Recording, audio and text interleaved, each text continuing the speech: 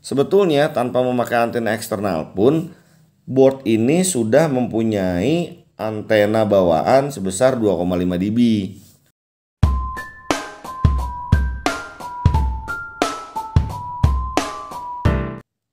Assalamualaikum warahmatullahi wabarakatuh. Ketemu lagi di Doni Tambas Channel. Gimana kabarnya teman-teman? Semoga diberikan kesehatan khususnya di era new normal ini ya. Banyak banget yang tanya nih ke saya. Saya tuh kalau bikin repeater itu pakai router apa dan gimana cara bikinnya kalau misalnya memang dimodif. Ya udah itu saya sering banget ya bilang di Facebook, di DM, di inbox, di WhatsApp. Cuma kayaknya balas satu-satu tuh terlalu lama ya teman-teman ya. Jadi oke deh, di vlog kali ini nih saya ingin menjelaskan mengenai router yang memang sering saya pakai ya. Nah ini kita buka-bukaan kartu ya. Nah jadi router apa yang sering saya pakai untuk membuat repeater, khususnya repeater jarak pendek ya. Kita nggak bilang repeater jarak jauh. Nah di depan saya ini ada router board Mikrotik tipenya Hub AC Lite ya teman-teman ya. Saya selalu pakai router ini untuk bikin repeater jarak sekitar 1 kiloan lah sampai 1,2 kilo. Saya selalu menggunakan repeater ini. Kenapa saya menggunakan Hub AC Lite? Itu yang pertama karena Hub AC Lite itu udah punya 2 access point. Yang pertama adalah 5,8 yang ini, dan yang kedua adalah 2,4 yang ini. Jadi dari satu board kita udah punya 2 access point atau 2 wireless yang bisa memancar secara berbarengan. Nah, kenapa saya memakai Hub AC Lite? Karena dengan satu alat saya bisa mempunyai 3 fungsi sekaligus. Yang pertama adalah penerima 5,8 yang ini ya teman-teman ya. Yang kedua saya bisa mempunyai pemancar 2,4 yang ini. Dan yang ketiga, fungsi router ini juga saya bisa maksimalkan.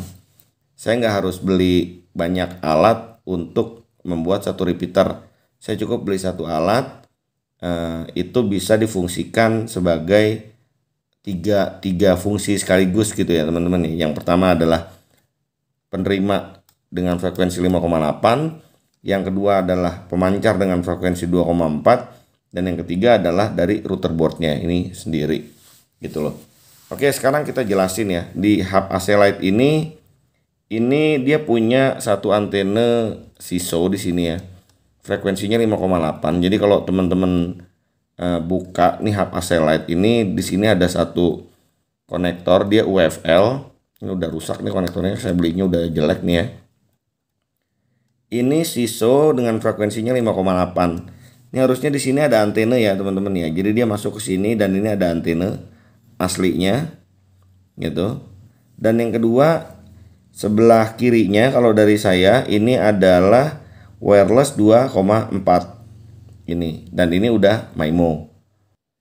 Nah untuk model konektornya itu seperti ini ya teman-teman ya. Jadi ini RPSMA to UFL, konektor ininya UFL dan konektor depannya ini RPSMA. Kita butuh 3 konektor teman-teman untuk memodifikasi si Hub AC Lite ini. Konektor yang pertama ini kita akan pasangkan di antena yang 5,8, sedangkan konektor yang kedua kita akan pasangkan di slot antena 2,4. Fungsinya untuk apa? Fungsinya kita bisa menambah antena eksternal di router ini. Itu karena antena router ini itu bawaannya kan 2,5 dB. Nah, dengan ditambahkan konektor ini kita bisa menaikkan gain antena maksimal sampai 13 dB. Kalau lebih dari itu yang sudah saya coba sih kurang bagus ya teman-teman. Jadi maksimal yang kita bisa taikan itu sekitar 13 dB. Oke, sekarang kita langsung lihat jalurnya ya teman-teman ya. Nah sebelum kita ke tahap modifikasi, teman-teman harus paham dulu mengenai jalur-jalur antena. Nah di depan sini nih, ini bawaannya, ini adalah jalur antena 5,8 ya. Ini SISO karena dia cuma punya satu chain aja di sini, dan biasanya ini vertikal ya teman-teman ya. Konektornya adalah UFL, cuman kalau kita perhatiin di sini konektornya udah jelek ya, jadi karet di sininya udah nggak bagus. Ini nih tadinya dia ada antena bawaan dan ini nyambung teman-teman ke sini.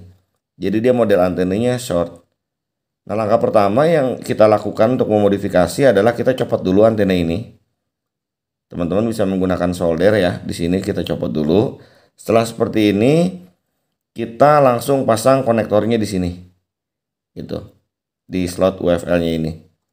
Nah, cuman karena ini rusak ya, teman-teman ya. Ini karena ini kan kalau teman-teman lihat ini buletannya ini udah nggak bagus. Jadi kalau kita paksakan juga dengan memasukkan atau mencolokkan konektor UFL di sini, itu nggak akan maksimal.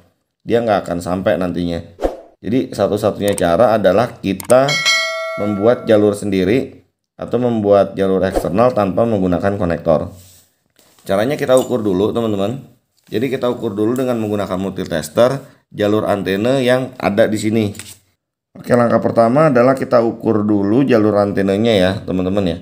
Ini kita menggunakan multitester. Nah, ini di bawah sini ini ada jalur ya. Kalau ini adalah negatif dan di tengah sini pin yang di dalam sini adalah positif. Dia di sini dibatasi oleh plastik ya. Jadi biar nggak short antara positif dengan negatifnya. Nah, kita akan ambil jalur positifnya aja. Caranya kita tempelkan dari sini ke sini dulu. Ya, kalau teman-teman perhatikan di sini jalan ya. Jadi jalur dari sini ke sini jalan. Nah, kita bisa ngambil bebas sebetulnya. Kita bisa ngambil dari sini atau di sini kita bisa ngambil. Ya teman-teman bisa lihat ya, ini jalur antena positif. Ini kalau saya sambungkan ke sini dia nggak connect karena ini grounding. Nah, untuk negatifnya teman-teman bisa ambil dari sini gitu, tapi untuk jalur positif teman-teman bisa ambil dari sini. Nah, ini jalan gitu. Nah, kita perbesar ya di sini ya. Nah, ini ya teman-teman, ini kalau teman-teman lihat di sini saya AVO-nya saya dekatkan di sinilah biar jelas. Ini saya masukkan ke sini dan ini saya tempelkan di sini. Nah, ini kita lihat ya. Jalur yang positifnya di mana? Nah, ini adalah jalur positifnya. Jadi kita cek dulu. Nah, ya, dia ada pergerakan di sini tuh. Jelas ya teman-teman ya. Jadi bekas antenanya itu rekan-rekan bisa gunakan untuk jalur positif antena eksternal. Nah, konektornya yang tadi rekan-rekan bisa potong dan rekan-rekan bisa solder di sini. Untuk negatifnya bebas saja, bisa dipasang di sini, bisa dipasang di yang lain. Sekarang kita cek dulu negatifnya. Kita kecilkan dulu ininya. Oke ya. Kita cek dulu antara positif dengan negatif. Kita mau cek negatif. Nah, di sini negatifnya, ini positifnya. Nah, ini nggak connect nih. Tuh. Jadi rekan-rekan bisa ngambil dari sini, body ini ground, tuh, atau di sini bisa juga. Ini negatif, ini negatif. Jadi kalau kita shortkan, kita koneksikan di sini dia ada koneksi ya, karena ini sama-sama negatif. Gitu. Oke, untuk 5,8-nya selesai dan sekarang kita beralih ke yang 2,4. 2,4 juga sama, masih sama persis kayak gitu. Ini juga sama ya, konektor UFL-nya udah rusak dan mau nggak mau kita harus bikin slot baru atau ini baru ya, tempat baru buat nyoldernya. Nah, kita cek dulu di sini dengan ke sini tuh ada ini atau enggak. Posisikan ini di 200 ohm untuk AVO-nya dan kita cek di sini ini ada harus atau enggak. Oke, ada, dan kita cek di resistor yang ada di atas. Dia ada koneksi atau enggak. Nah, ini enggak ada, ini enggak ada. Nah, di sini ada nih. Oke, jadi rekan-rekan bisa pasang di sini. Ya, kalau memang ini rusak, rekan-rekan bisa pasang di sini. Itu. Nah, ini ada tuh. Ya, jalan ya. Nah, sama yang satu lagi kita cek juga. Kita cek juga di sini dengan di sini. Nah, ini ada koneksi ya. Tuh. Nah, sekarang kita cek di resistornya. Berarti untuk yang MIMO yang satu di konektor sini, yang satu di konektor sini. Nah, ini kita lihat tuh. Oke ya, ada ya. Itu. Jadi kalau misalnya slot UFL-nya ini bermasalah, rekan-rekan bisa cabut aja slot ininya. Yang tadi yang baik yang 5,8 maupun yang 2,4 bisa cabut dan rekan-rekan bisa bikin jalur baru di sini. Di sini untuk 2,4, di sini ya.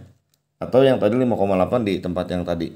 gitu. Untuk jenis konektornya seperti ini ya, yang tadi udah saya bilang, ini adalah RPSMA to UFL. Sebetulnya bisa rekan-rekan pakai konektor jenis yang lain. Kalau misalnya memang antena rekan-rekan itu slot konektornya adalah NVMe atau NMe ya, berarti UFL tuh NVMe. Cuman kenapa saya pakai RPSMA to UFL? Karena kabelnya lentur. Jadi nggak terlalu berbahaya kalau misalnya saya solder di sini. Karena kan kebanyakan itu kabelnya dia seperti ini ya rekan-rekan. Ini kebanyakan kabelnya seperti ini teflon.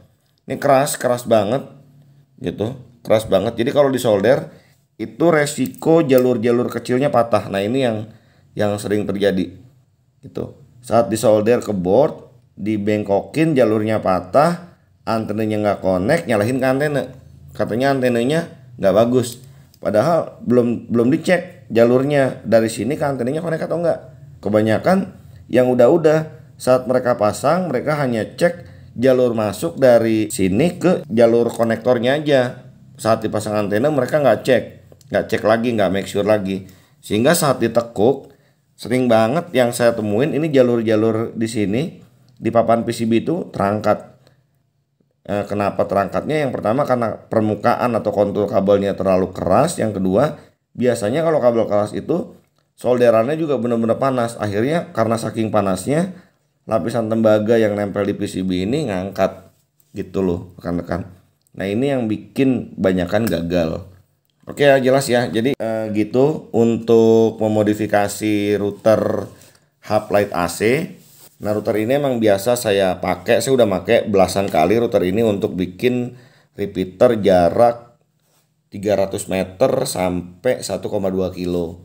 Kenapa saya pakai 1,2 kilo? Karena lewat dari itu saya biasanya menggunakan dua alat, entah itu LHG, XXT, LSQ, LDF ataupun XXT Lite 5 gitu. Tapi di bawah itu saya selalu memaksimalkan alat ini. Sebetulnya tanpa memakai antena eksternal pun board ini sudah mempunyai antena bawaan sebesar 2,5 dB untuk 2,4 dan 5,8. Silakan teman-teman coba berapa kemampuan maksimal dari router ini. Kalau di tempat saya menerima itu sekitar jarak 150 meter dengan menggunakan access point Omnitic yang biasa ya. Ini masih mau detect. Gitu. Jadi dari 150 sampai 200 meter saya memang nggak menggunakan antena eksternal untuk yang 5,8-nya. Tapi di atas dari 200 meter baru saya menggunakan antena eksternal. Untuk akses poinnya saya menggunakan di sini ya, di tempat saya menggunakan mainbox sama Omnitic. Jadi semuanya full mikrotik. Memang kalau di saya nggak mau campur-campur merek karena ribet nanti saat kita melakukan maintenance. Nah jadi kalau misalnya sekarang teman-teman ataupun rekan-rekan nanya ke saya, kira-kira kalau akses poinnya pakai RM5, pakai TP-Link ini, pakai tenda ini, jujur saya nggak bisa jawab karena saya belum pernah coba. Yang saya pernah coba adalah akses poinnya menggunakan Omnitic dan mainbox. Kalau itu saya pernah coba. Nah, untuk mainbox dan Omnitic sampai sekarang saya masih gunakan, dan alat ini juga mau saya pasang ya. Bentar lagi ini saya mau angkat dan saya mau solder juga gitu. Itu udah saya coba belasan kali, mungkin puluhan kali saya bikin repeater dengan menggunakan hub light AC atau live AC light. Oke, demikian vlog dari saya, semoga bermanfaat. Jangan lupa dukung terus channel saya dengan cara like, subscribe, dan komen ya.